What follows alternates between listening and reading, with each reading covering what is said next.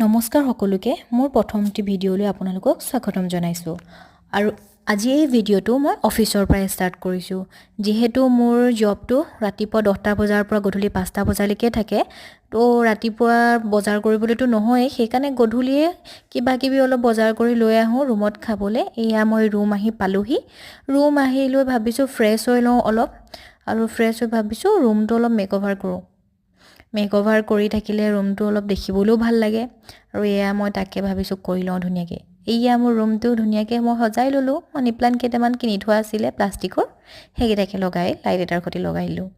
আৰু এয়া মই চাহ বনাইছিলোঁ চাহ খালোঁ আৰু আপোনালোকে বাৰু যদিও জব কৰিয়ে আছে পঢ়া অভ্যাস কোনে ৰাখে বাৰু মই অকণমান পঢ়োঁ ইমানখিনি পঢ়িবলৈ মন নাযায় যদিও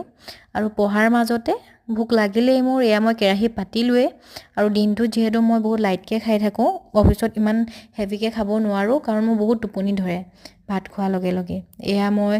ৰাতি 9টামান বাজিছে আৰু ভাত বনাবলৈ ষ্টাৰ্ট কৰিছোঁ দাইল পাতি লৈছোঁ এয়া আৰু এনেকৈ মই দাইল বনাই নিজৰ ষ্টভটো চাফা কৰি আছোঁ আপোনালোকে বাৰু এনেকৈ চাফা কৰি থাকে নাই বাৰু মই গেছৰ ষ্টভটো লেতেৰা হৈ থাকিলে ভাত বনাই যে ইমান বেয়া পাওঁ এয়া মোৰ ৰুমমেট লিজা আৰু লিজাৰ লগত কথা পাতিয়ে মই ভাত বনাই আছোঁ এয়া আমাৰ ব্ৰকলি ভাজি